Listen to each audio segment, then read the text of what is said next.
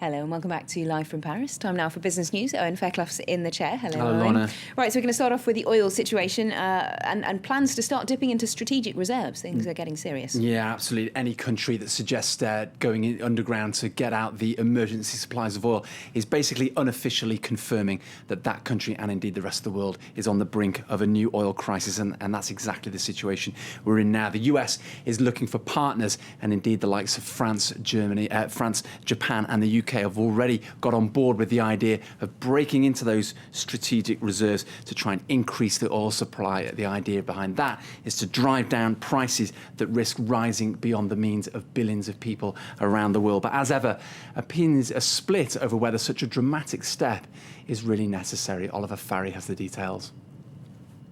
In a bid to head off ever-increasing oil prices, France looks set to follow the United States and Britain in delving into its strategic reserves. Ministers from both countries are in negotiations to release reserves to drive prices down. The United States made the request, and France is favourable to the idea.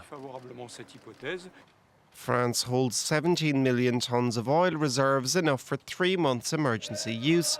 It has dipped into them before, most recently during the blockades of oil refineries by striking workers 2 years ago and during last year's Libyan war. Saudi Arabia has increased production in an attempt to drive oil prices down from the current $126 a barrel. But its oil minister said in the Financial Times Thursday the country can't do it all itself.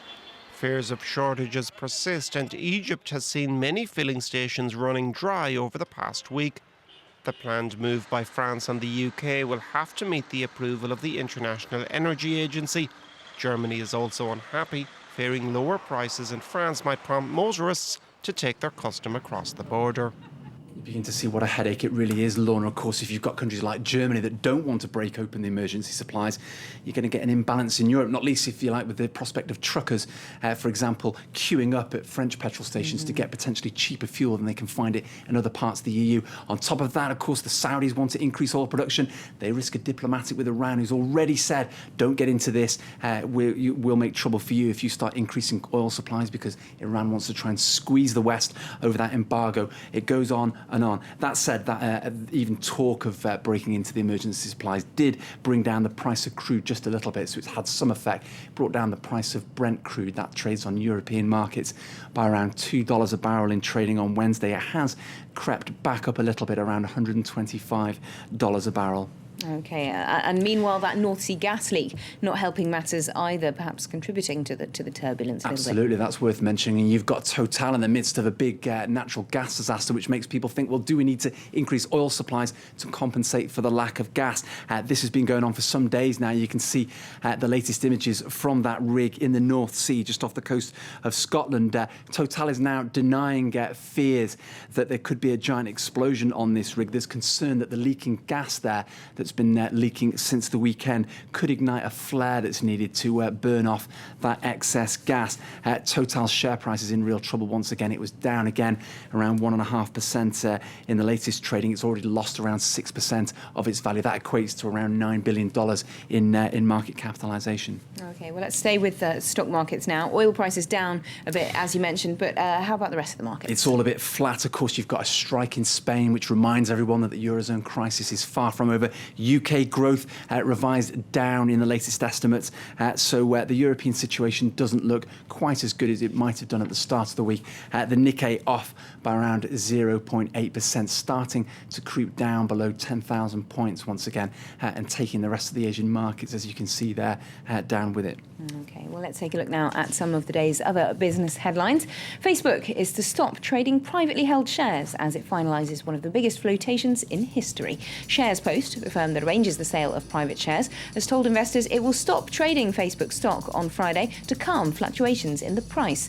The social networking site is offering $5 billion of shares to new investors for a listing on Wall Street that could give it a market capitalisation of $100 billion. The European Commission says it's reached a deal with mobile phone operators on lower limits for roaming charges. Under new legislation effective from the 1st of July, consumers will be allowed to shop around for roaming contracts on top of their existing domestic deals. The legislation is aimed at helping users find the most competitive prices for using their phones abroad. from July. Calls abroad can cost no more than 29 cents a minute. That's down from the current maximum of 35 cents. And sportswear rivals Nike and Reebok are in a legal battle over American football's newest star. Nike is suing Reebok for selling T-shirts with the name of Tim Tebow, the quarterback who's just signed to the New York Jets.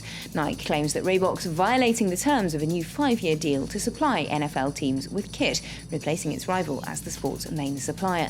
Reebok says it hasn't received full details of the lawsuit and won't comment.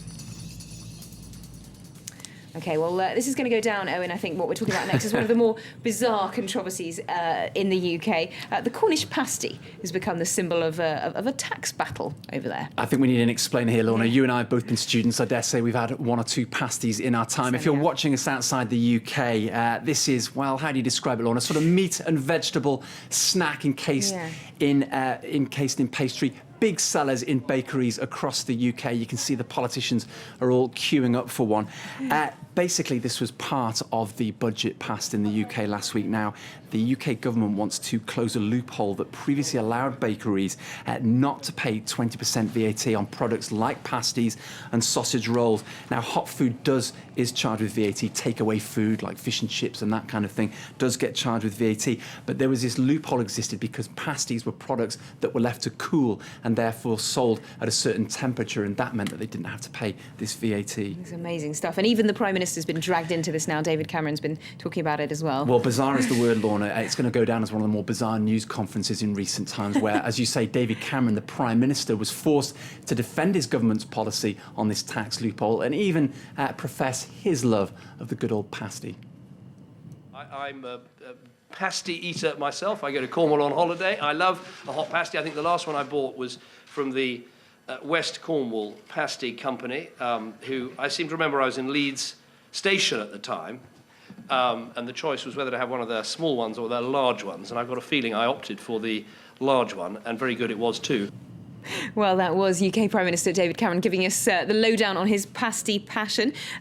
Amazing, really, that he could remember it in such detail. But the Finance Minister, George Osborne, for the record, couldn't remember when he last had a pasty. And that's why this has driven this debate so much, because it's seen somebody like George Osborne, who's come from a wealthy background, like David Cameron, seen as out of touch with ordinary British voters. Remember, there's a serious point to all of this. They just passed this budget, which has been very controversial, really, considering all the austerity that the UK government has already passed. They've cut the top rate of tax, so that was seen as a sop to the wealthy. And also in this budget, there was nothing really for small businesses, and concern now that by taxing these pasties, it's symbolic that they're really actually taxing the poorest people in Britain. It's intended, this tax, to raise around £100 million, not a huge amount of money, and of course it will close that tax loophole. But Greggs, for example, which is the biggest bakery chain in the UK, it's not a multinational, it's a big company, employs a lot of people across Britain, sells a lot of pasties, makes a lot of money. This is not the kind of multinational company that can shrug off this kind of tax rise. And we've seen its share price set down by around 5.5% since this budget was passed. So you can see the impact it's already having. OK, not on multinationals or banks, but already perhaps medium-sized businesses and indeed smaller businesses. And of course, people who love their pasty at lunchtime. You have to get your pasties while they're hot before they disappear. I have to confess, I can't remember the last time I had one. I think it was, well, I haven't lived in the UK for at least 4 years, so... I think probably when I was a student, as you say, it was when I did. But they are delicious. I can recommend them to our international viewers. Well, thank you very much indeed for joining us. That's just about it for now. But do stay tuned. Stuart Norval will be here after the weather with more news.